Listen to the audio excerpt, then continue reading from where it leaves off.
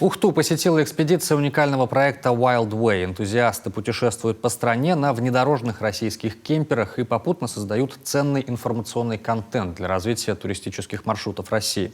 В программе визита в «Жемчужину Севера», посещение местного краеведческого музея и ночевка под открытым небом возле ухтинской достопримечательности силуэта головы Ленина.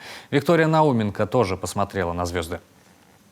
Все ухтинцы знают о живописном месте в микрорайоне Ветлосян, где весь город как на ладони, а еще есть уникальный 33-метровый профиль головы Ленина. Шикарное место для фотосессий. Участники проекта Wild Way решили заночевать здесь прямо под открытым небом. С собой сборный шатер, оборудование для обогрева, а половина машин – автодома, в которых можно комфортно пожить вдали от цивилизации.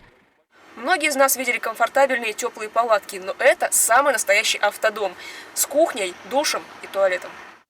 Маршрут называется «Доступная Арктика». В составе 16 энтузиастов из Москвы и Санкт-Петербурга, причем самых разных профессий, не только связанных с туризмом. В Ухте большинство участников не впервые. Они останавливались здесь во время других путешествий. В этот раз держат путь в Нарьян-Мар. 6 разноцветных внедорожников нагружены самым необходимым. Мы все 3 компании, которые занимаются развитием туризма. Ребята сдают в аренду автодома. Я провожу достаточно самые различные, в том числе экстремальные туры. И в рамках этой работы, то есть мы сейчас создаем контент, в рекламные ролики, все, что с этим связано, то есть не рекламный, даже информационный, для того, чтобы показать, что путешествие зимой с детьми, с семьями – это здорово, на автодомах это безопасно. С помощью видеороликов компания презентует для туристов малоизвестные красоты нашей страны. Например, об экспедиции на Приполярный Урал ранее вышел многосерийный фильм «Дорога, которой нет». А это на самом деле активный туризм, причем доступный и комфортный активный туризм. И маршрут, который составляется, он составляется для того, чтобы посмотреть ежедневно какую-то интересную локацию. Эта локация оставляет те пресловутые замечательные воспоминания и, самое главное, расширяет кругозор. И мы, естественно, дальше продвигаемся, потому что на локацию очень часто хватает 3-4 часов, и формально делать больше нечего. Но локаций много по маршруту, и они все разнообразные.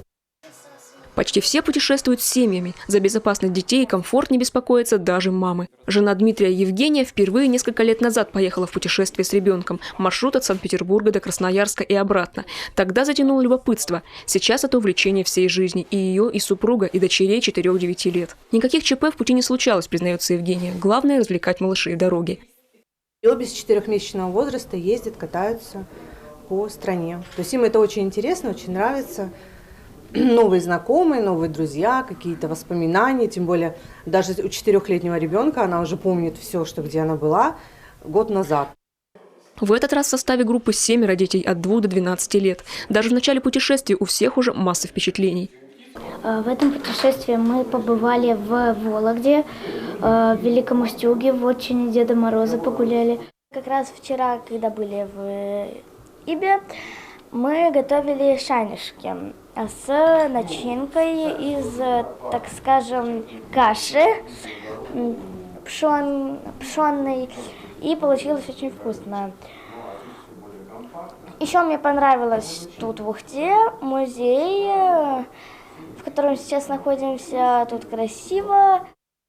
Все описанные места обязательно войдут в ролик об этом путешествии. Отправная точка освоения Урала и Сибири – город Сольвычегодск. Открытые выходы нефти и силуэт головы Ленина в Ухте, красоты села Иб. И, конечно, бескрайняя тундра Заполярья, сцены из жизни коренного населения, чума, оленьи упряжки. Все это путешественникам еще предстоит увидеть. Видеопрезентацию о познавательных автопутешествиях по России участники клуба представят на Европейской выставке в Штутгарте. Виктория Науменко, Павел Лагутин, телеканал Юрган, Ухта.